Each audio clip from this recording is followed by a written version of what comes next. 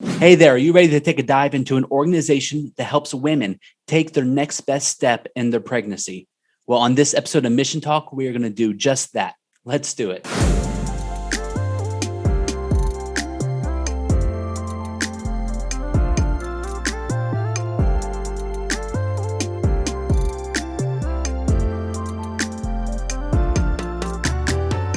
And welcome back to another episode of Mission Talk, where we talk everything missions from across the street to around the world.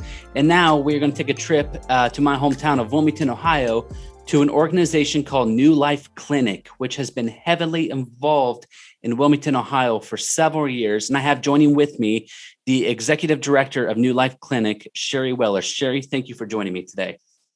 Yes, thanks, Jacob. I'm glad to be here. So we've been trying to set this up for a while, and I'm excited for this interview because New Life Clinic has had such a major impact on Clinton County and even surrounding areas. And but before we jump into New Life Clinic, Sherry, just so we can get to know you, can you tell us a little bit about yourself and your family? Sure. My husband, Mike, and I live here in Wilmington. We've been here for about 16 years now. We have three daughters.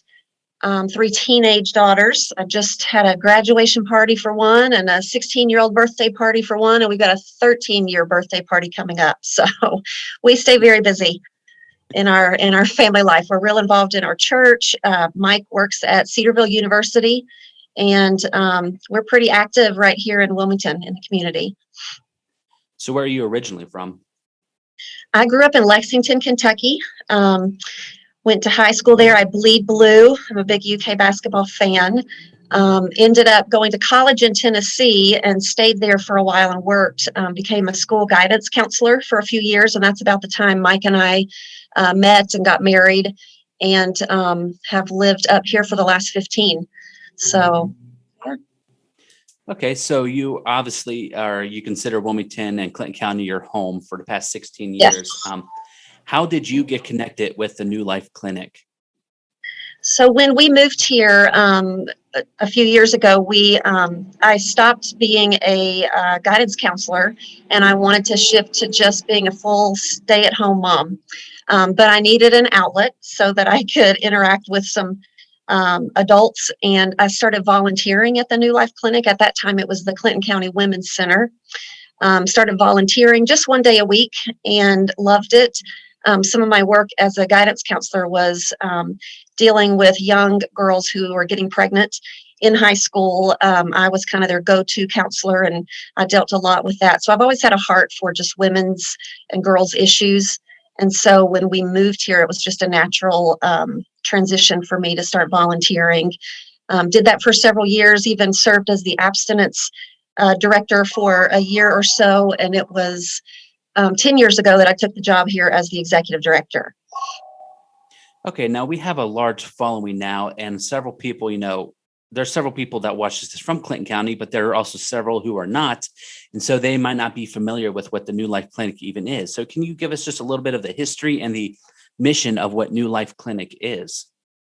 Yeah, so basically we were founded in 1986. There was a very small group of Right to Life members who were very involved and concerned about the big Roe v. Wade decision 13 years prior. They wanted to do something about it for this community, just to give girls another option to consider when they were facing crisis pregnancies. So they were founded. We were founded back then and have been around ever since. Growing over the years. I think the first week we were open, they had 7 phone calls, and that was a big deal. And today we serve about 1,000 clients a year. That's a normal year for us. And we do anything from pregnancy tests and ultrasounds to parenting education, options counseling. We talk with girls about all 3 options that they have when they are pregnant, and we walk through those with them. We've even added testing and treatment for sexually transmitted diseases. We've been doing that for a couple of years. So we really focus on a woman's pregnancy, her sexual health, her relationships.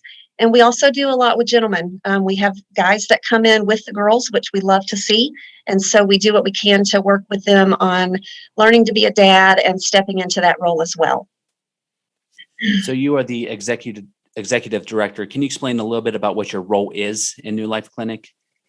Um, well, that's a good question. I never really know what exactly is on my job description, but I basically oversee the day-to-day operations. I do have a client services coordinator who basically sets up programming and classes, that sort of thing. She's the one who trains volunteers on working with clients.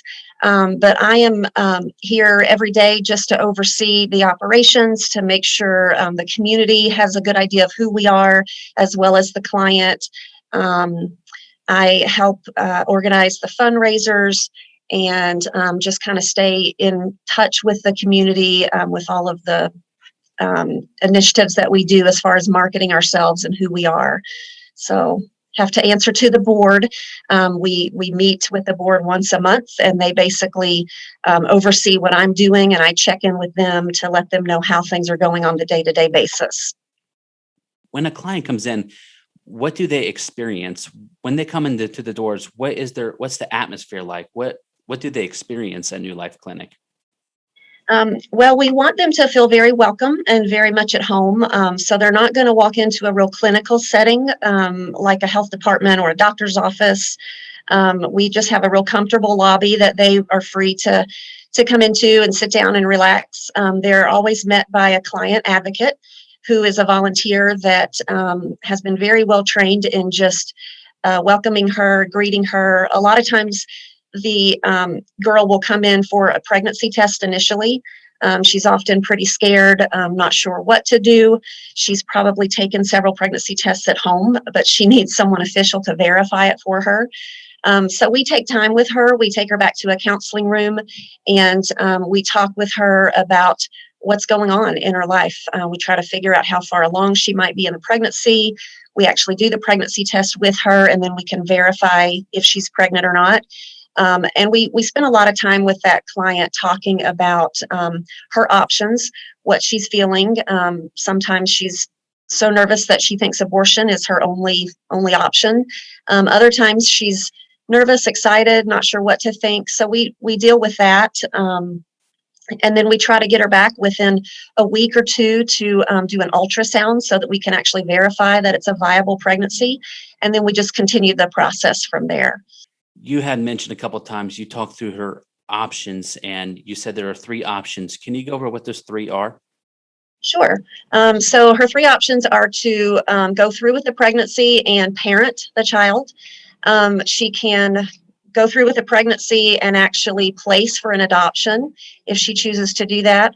Or, of course, today in our world, she can actually abort. And that is a choice. That is an option that she has. And we never recommend that for our ladies. We don't refer for abortions, but we want to give her some very clear parameters on what an abortion would look like at her certain stage in pregnancy, and answer maybe some questions for her that she will not have answered at a Planned Parenthood or an abortion clinic. We don't do anything for money. We don't charge our clients anything. Everything that we offer is free to them. And so we're here just out of our love for our clients and our love for Christ to share truth. And that truth is that, yes, abortion is a legal option for her, but there are other options as well that we really want her to slow down and consider before she makes a major decision. Absolutely. And Sherry, over your time as not just executive director, but just dealing within this atmosphere and the work that New Life Clinic does, what has been some of the changes you have seen? What has been some of the experiences you have dealt with? Can you maybe just give us a story or two of a client that's life has been changed by New Life Clinic? Yeah, one thing we're seeing more, I think, since I've started is just more guys coming through. And it's so neat to see gentlemen want to step up and take their role as a father seriously. Back when I started, like I said before, we were the Clinton County Women's Center. And so one of the first, initiatives that I took on with the board was to change our name to New Life Clinic, a little more neutral. We don't even have women in the name anymore. But the idea is that we are seeing more gentlemen come. As a matter of fact, just recently I finished teaching a class, and I had a young guy in the class who is working to get custody back for his young sons. And it was just so neat to connect with him and to see he really he's had some rough times in his life, but he's really trying now to work at getting custody and getting back into the lives of his kids in order to be that dad that he wants to be for them. So yeah, we've had some great success stories along the way. Girls who have come and been so determined to have an abortion and felt like there was no other option for them, that spent some time with our counselors, came back for an ultrasound, and just realized in the pit of their heart that they couldn't go through with it. And they are now today moms of beautiful babies. One girl in particular placed her child for adoption with a loving family. And we stay in touch with those clients, and we love to just check in and see how they're doing. So that's the rewarding part of this job, is seeing that lives really are being changed because of the work that God is doing here. Absolutely. Has there been any clients that has come back around and volunteered in any capacity, or have you just seen that change? I mean, you don't have to name names specifically, but have you seen that happen? Sure. We actually have a current client advocate who started with her pregnancy with us, new to the area, and came to receive some help, and eventually decided to stay on and volunteer with us, which has been wonderful. So yeah, we do see that quite often, and that's fun to watch those girls come through and then just want to give back and to help with the ministry later on. Absolutely. And in that comes my next question. There are obviously a lot of different areas. You have mentioned client advocates. You have also mentioned, you do pregnancy tests, ultrasounds. What are all the different positions that are in New Life Clinic? Because I'm assuming it's not just you that runs the whole operation. No, not at all. I am a very tiny part of this operation. So on my staff, I have 6 other women that work with me. We have an administrative director, that's Sheila, and she is amazing as far as being organized and taking care of the financial side of things. She does payroll, she does donations, all of that good stuff, all the things that I'm not so good at. She is very, very good at. So Sheila's our administrative director. We then have Carla, who serves as the client services coordinator. She oversees the volunteers. She also sets up programming for clients, education, what happens in the counseling room, all that sort of stuff. We also have Cheryl, who goes into our public schools, into youth groups, and teaches abstinence and sexual healthy relationships. That's Cheryl. She is our sexual health educator, I think is her title. We have Stephanie, who does our social media and our website. And we're in the process, as a matter of fact, of changing a website right now, making ourselves a little more viable, I guess, for girls that are really considering abortion. So we're changing some of that up, and Stephanie is kind of leading the charge for that. Who am I forgetting? Our nurses. We have 2 nurses. One is Laura, who does the ultrasounds. Once a week, she's here doing ultrasounds that we have scheduled, and she'll come in sometimes during off hours if she knows that there's a girl that's really considering an abortion. Those are top priority for her, and she's here to do that. And then we also have Missy, a nurse practitioner who oversees all of our STI testing and treatment. And she's here once a week also. She also goes when Wilmington College is in session. She actually goes to the campus a couple times a month to do testing up there, and she's just been invaluable in helping with that program. So I think that's everybody. If I've forgotten somebody, I'm going to be in big trouble. But we also have, I mentioned our client advocates. Those are our front line workers, and they give one day a week to be here and serve. and to meet with clients individually. They're the first line of attack. When a girl comes into the front door, they are going to see a client advocate. And we have about 8 or 10 of those ladies right now that help us throughout the weeks, and they are wonderful. So I've got a really good team. So as far as client advocates go, like you said, those are volunteer. They volunteer 1 day a week. And like you said, they're the front lines. Is there a training process that they go through to do that? And if so, what does a lot of that look like? Yeah, so they go through a training called the Love Approach, and they basically learn just how to interact with clients when they first come in. They spend several weeks going through training. We would never put a client advocate into a room to do a pregnancy test if she's not ready. So she not only has training from one of our affiliates through a program called the Love Approach, she also shadows another client advocate. She'll have time to go into a counseling room with another seasoned client advocate to kind of learn the ropes.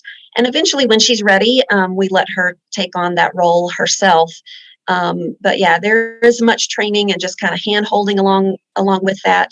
She'll be learning how to use the computer system and put information in on clients to add documents, that sort of thing.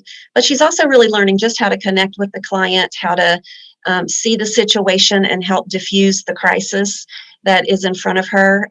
She'll also be learning all of the information on abortion, on parenting, on adoption, so that she can be a really valuable resource for the client on that one visit that she comes in. We don't take for granted that we may never see that client again. So we want to give as much support and information as we can on that very first visit. So you had mentioned one of the options talking through is adoption. Is New Life Clinic connected with any adoption agencies or any channels that you go through to direct women to? Yeah, so legally, we have to be careful that we don't affiliate with adoption agencies, and just make it clear that we are not an adoption agency. So when we have someone that comes that is possibly considering adoption, we have to give her a couple of different options. And adoption can be done through a number of different agencies. It can be done privately, just through an attorney. We give all of that information. Of course, there are several that are fairly local that we refer to. And those are agencies that we have a relationship with. We know who they are and what they stand for. And we've had different women come to train us on how to start the adoption conversation, what the language needs to be, what the process looks like. So we're trained on starting that process. But if a girl really is considering that option, then we will refer her and try to find the right fit for her as far as an agency or an attorney who's ready to do that. What has been some of the biggest challenges? And this might be maybe an answer from your perspective or just something that you know of over the years before your time. What has been some of the biggest challenges New Life Clinic has faced? And what are some of the avenues New Life Clinic has taken to navigate these challenges? Well, I've got a couple. One is kind of personal. We added an anger management portion to our teaching efforts several years ago when I was working late and a client came to the door very unhappy and wanted in, and it just made me a little nervous. So after that little conflict, I made sure the board was okay with installing a security system and starting up some anger management classes later. So there have been some instances like that. I guess overall, for me, what I see as the challenge at this point is just the stigma. I think a lot of people know that we are a faith-based organization, which is great, and I certainly am proud of that. I don't deny that. But it's sort of a double-edged sword. We want to be seen and known as a faith-based organization, but we don't want that to turn off clients that would need to come and use our services. We are the only pregnancy resource option in Clinton County. There's not a Planned Parenthood. There's not an abortion clinic.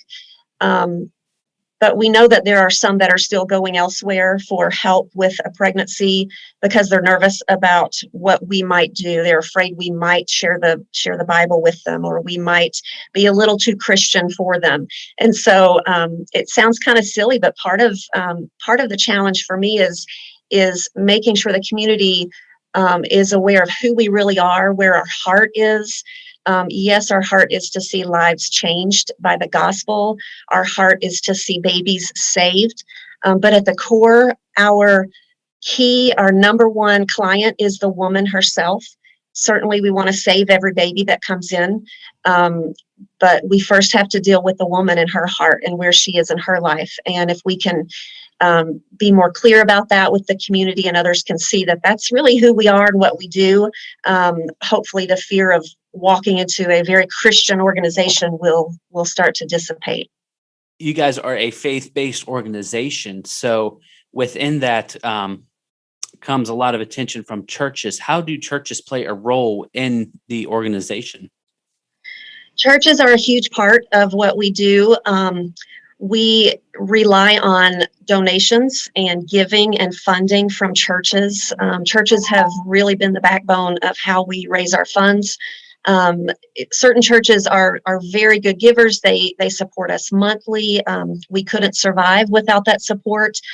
We obviously receive no federal or state funding, which I'm proud of. But we're able to do that because churches really step it up and love this place and have been great with that. Another something we've seen here recently is that our churches are really the breeding ground for women that may come to us needing post-abortion support. Those that we offer a post-abortion recovery program, and it's been fantastic for those women that need that have never healed from a prior abortion. What's funny, though, is that these are not our typical clients. Most of the women coming to these post-abortion support groups are women that are coming from our churches, women that are in their 50s and 60s that had an abortion back when they were early 20s and never told a soul about it. It's a very deep, hidden secret that they're just starting to reveal and understand and get some closure for. And so many of those women that we are helping through that process are actually coming from within the churches, which has been pretty interesting to see, but glad that we can be a part of their healing process. So if there happened to be someone watching who wanted a support group like that, how would they reach out and get the information on how to be involved and get in a group like that? Yeah, they can find us on Facebook or our website, or just give us a call. We do offer the post-abortion group, at least twice a year. We're trying to do that more as we have more ladies that need it. But just connect with us, give us a call, talk with me or any of the client advocates, and we can begin to reach out and give the information on when the next group will be coming. We're very secretive about that, and that sounds kind of silly, but it's such a hidden thing for many women that we're very careful to guard that secret for them. But it is an 8 to 10 week study, and they really dive into some deep, painful, emotional experiences. And because of that, it's a very confidential, well-kept secret around here, but we do certainly offer that help. And if a woman is needing that or wanting to do that, just reach out to us and we will get you plugged in. Yeah, and it's complete privacy involved in that, correct? Yes, absolutely. So you said about an average year, the New Life Clinic services about 1,000 clients, correct? Mm-hmm. And you said you're starting to see more and more guys. So are you starting to get more and more, or do you have a need for more male client advocates to work through the men that come through? As of right now, we don't have any male client advocates. What I would say, if there is a guy that might be interested in helping with our men's program, I would put you in contact with Dave Hinman. Dave is a very well-known gentleman in this area that has been around for a long time. He actually led the DADS program for the county. It started a couple years ago. And when the grant ran out, we snatched him up and brought him to the clinic so that he serves now as the DADS or the fatherhood initiative coordinator, but he's through the New Life Clinic. And so if we have gentlemen that want to help in that area, I would first put you in touch with Dave and have you start talking with him. He basically mentors young guys. He will go to court with guys that are needing to deal with some legal issues. He really just builds relationships, and he is one man that does it all. So it would be, and he's shared with me before, it'd be great to get some other guys to help support him in that effort. It would look a little bit different than a client advocate. They probably wouldn't be here at the clinic every day. Most of his meetings are held at Gold Star or some place for coffee. So yeah, but there's certainly a need for that as well. We would put you in touch with Dave. So Cher, we have already mentioned how big of a role churches play in this. And can we give a little insight to when churches or people donate money? We can get in a little bit, we can get into the different ways New Life Clinic raises money. But what are some of the things that money goes for? Because what a lot of people don't understand is the supplies that's needed. I mean, you have an ultrasound machine, pregnancy tests, you do, you have equipment and supplies for babies, for newborn mothers. I mean, there's so much that goes into it. So can you give us an insight into what that money goes for? Sure. Well, since everything that we do here is free, any money that comes in, a lot of it will be going to, like you said, supplies for babies. We purchase cribs and car seats and strollers for young moms and new dads that are needing those items. They have to work towards that through our Baby Bucks incentive program. And so we provide those for them. We do everything in our Baby Bucks program. Everything that we do is brand new. We don't do any used items. So being able to have those things available is a big deal. Also, a lot of the money is going towards our medical expenses. So like you mentioned, an ultrasound is fairly expensive, and it's pretty expensive to keep that thing running and get its annual checkup every year. So taking care of those needs. And then when someone comes in for a test for an STI, possibly, an average cost for that test will be $40 a person. We cover that completely. And that's really inexpensive.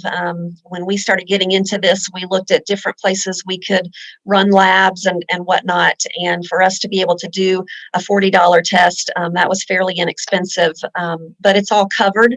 And so much of the money that's coming in will be going to those client services, curriculum for the classes that we teach, anything like that. Those are all things that the money would be going to. You have several events a year that is for fundraising. Let's talk first about the baby bottle program. Can you talk a little bit about that? Yep. So we do that in January. We put baby bottles into the churches that are supporters for us. And that's around the time of Sanctity of Life Sunday. Many pastors around here are just so supportive of us. They'll even speak on that topic, on life, on that particular Sunday. And it's just a great kickoff. The baby bottles go into the churches, and individuals can take a bottle from their church or 2 or 3, fill them up with change or green or checks, whatever they want to do, and then return those to the churches. And then those come back to us within a month or a couple of months. That fundraiser alone, we've been doing around $20,000 to $25,000, and just this year we were over 30. Actually, it's funny how sometimes things can look pretty gloomy in the pro-life world, and legislation seems to be swaying against us, but our supporters are still very strong, and we've already brought in over 30,000 just on the baby bottles. Wow. We also do a Walk for Life in the spring. That's our second major fundraiser. And that's just a neat opportunity just to get our supporters together. We've got all ages collecting money just to give as a donation to the New Life Clinic. And then we take a Saturday in the spring and walk for just a couple of miles to show support. And that's a really big day. That has been bringing in about $40,000 to $50,000 each year, and that's a huge effort as well. It's a lot of fun. And you also normally do a fall banquet, is that correct? Yes, yes. And this year it's going to be a little bit different. We're still in the planning stages, but with COVID restrictions still somewhat in place, we are looking at changing up the venue and possibly the format, but it's typically an evening in October. We do have our date scheduled for October 19th. And we always have a speaker that's pretty well known in the pro-life movement. And so this year we have Sean Carney, who's coming, and he is the president, CEO of 40 Days for Life. That's a group, if you've heard of a group that goes to Planned Parenthood sidewalks and prays for the girls going in and out. It's a very peaceful group. It's nationwide. Some major abortion clinics have closed over the years because of this particular group and because of Sean's leadership. So he's going to be our speaker for the fall banquet on October 19th. That's incredible. And something that you just brought up when you were saying how much funds was raised just from baby bottles. And I was at the Walk for Life this past year. It was incredible to see the turnout, especially after the previous year we've had. And we all can agree 2020 was an odd year. How has New Life Clinic navigated the challenges of 2020? Because that obviously changed how people did a lot of things. So what's some of the ways New Life Clinic has navigated those challenges? Well, initially when the world stopped and everything had to be shut down, we closed our doors, prayed about that decision and what we were supposed to do. And the board was a big, part of helping figure out that process. But after just a couple of weeks, we began to open back up for appointments. Eventually, that picked up a little bit more. We stopped classes for a while. We, of course, were very, very conscientious about cleaning every surface and making sure we were wearing masks and the individuals coming into the clinic were wearing masks. And I can tell you truthfully, during that time, I think at that time, numbers really dropped across the board, not just for New Life Clinic, but other pregnancy centers and whatnot. Much of what we did had to shift to online, on the phone, counseling, that sort of thing. So we still continued to serve. It was just in a little bit different capacity. Now that things are opening back up, we are seeing more clients come back. We're seeing classes start back up again. We've just been doing in-person classes now for a couple of months. Just had a class yesterday with 8 clients, a pregnancy 101 class. 2 dads and a bunch of new moms. And so we're excited about that, to see those numbers coming back up again. So a big part of what this show is about is not only discovering who New Life Clinic is and what you do, but one of the biggest ways we like to advocate is how people can get involved. So we have already mentioned several of the things that New Life Clinic does, several of the fundraising opportunities people can be involved with. But Sherry, can you give us just a little more insight to different ways people can be involved with New Life Clinic? Yeah, absolutely. First and foremost, we need prayer. I think this organization was founded way back when on just the prayers of a few, and it has continued. Our board meetings begin each month with prayer. They end with prayer. We try most days to start our day with the client advocates and the staff in prayer for our clients and for each other. I do send out a monthly prayer calendar just to keep those who want to pray for us, keep you informed of what classes are coming up, what days ultrasounds and STI testing are on, and that sort of thing. So you can certainly reach out and ask to be added to the prayer calendar. That comes through email. We also send out a monthly or a quarterly newsletter, and that's just a good way to stay updated, to know what's going on at the clinic, what's been happening, what's coming up. And then I try to include prayer needs and concerns in that newsletter as well. So prayer obviously is a huge part of who we are and what we do. As far as rolling up your sleeves and getting really involved, certainly client advocate is such an awesome position. It's a great way to really minister. It's almost a mission field in itself, just dealing with individuals, with young women, with young men, and really walking them through the process of what could be a crisis pregnancy, but doesn't have to be. So that's obviously something that would involve training, talking with us. We also utilize volunteer teachers for our classes. If there's a class or a subject that you're really good at, like budgeting or housekeeping or parenting and discipline, those are all areas that we teach classes on, and would love to talk with you about possibly using some of our curriculum or maybe some of your own to teach a short class. And that's a commitment of maybe one night a week for 4 weeks or so. So something minimal. And on top of that, we've got volunteers who clean our building for us. We could always use help there. Folding and doing the mailing for our newsletters once a quarter, helping with fundraisers, and even being a board member.